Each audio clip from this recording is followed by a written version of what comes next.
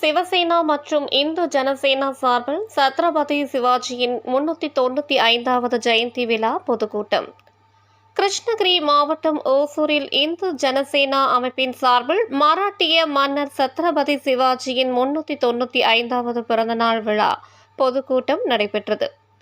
இந்து ஜனசேனா அமைப்பின் மாநில விவசாய அணி செயலாளர் நஞ்சப்பா தலைமையில் காமராஜ் காலனி பகுதியில் நடைபெற்ற இந்த பொதுக்கூட்டத்தில் சிவசேனா கட்சியின் மாநில அமைப்பு செயலாளரும் இந்து ஜனசேனா அமைப்பின் நிறுவன தலைவருமான முரளி மோகன் பங்கேற்று இந்துக்களில் இன்றைய நிலை குறித்து பேசினார்.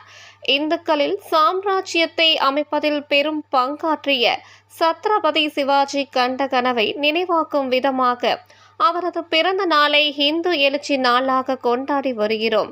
எனது இந்து தேசத்தில் இந்துக்களின் உரிமை மற்றும் பாதுகாப்பு பறிபோவதைக் கண்டு அனைவரும் ஒற்றுமையுடன் செயல்பட்டு பாதுகாக்க வேண்டும் என பேசினார்.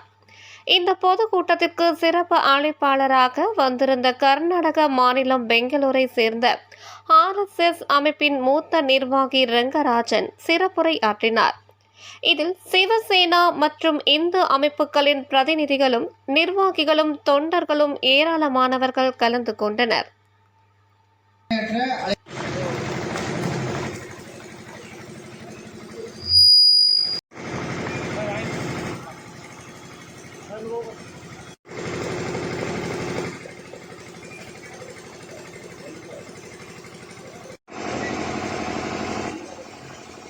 சத்ரபதி சிவாஜிய இந்து சாம்ராஜ்யத்தை புனருத்தாரணம் செய்தவர் என்று சரித்திர ஆசிரியர்கள் எல்லாம் எழுதி வைத்திருக்கிறார்கள். அப்படி என்றால் சத்ரபதி சிவாஜிக்கு பல நூற்றாண்டுகளுக்கு முன்பாகவே இந்த மண்ணிலே இந்து சாம்ராஜ்யம் இருந்திருக்கின்றது. சில சரித்திரபரமான காரணங்களால இஸ்லாமியர்களுடைய படையெடுப்பு, பிறகு ஆங்கிலேயர்களுடைய படையெடுப்பு, இது போன்ற காரணங்களால் அந்த இந்து சாம்ராஜ்யம் சின்னாபின்னமாகி இருந்தது. அந்த நிலையிலே அந்த இந்து சாம்ராஜ்யத்தை புனருத்தாரணம் செய்தவர் சத்ரபதி சிவாஜி மகாராஜ். டிசிப்ளினை பார்த்து நானா உனக்கு நான் வளர்க்க ஒரு 2 நிமிஷம் டைம் கொடுங்க அப்படின்னு கேட்டேன். உண்மையாகவே இந்த இளைஞர்கள் தான் அடுத்த தலைமுறைக்கு நம்மளை என்ன செய்யணும்னு நினைக்கிறத ஆத்மாத்மா செய்ய முடியும். ஸோ அதுக்கு என் முதற்கண் வணக்கத்தை தெரிவித்துக் கொள்கிறேன். நான் பேச ஆரம்பிக்கிறதுக்கு முன்னாடி ஒரு விஷயத்தை சொல்லி ஆகணும். சாது ரங்கராஜன் ஐயா அவர்கள் பேச நீங்க கேட்டிருப்பீங்க.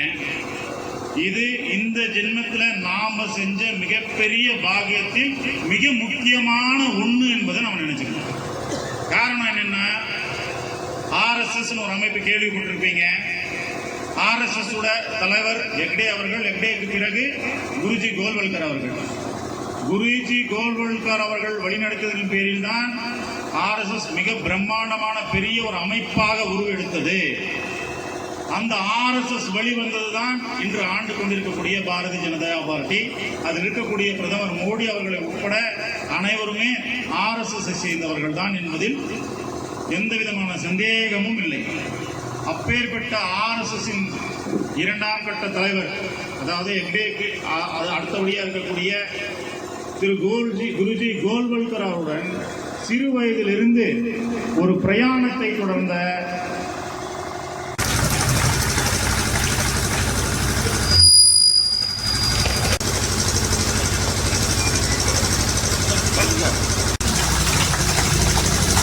அடுத்தபடியாக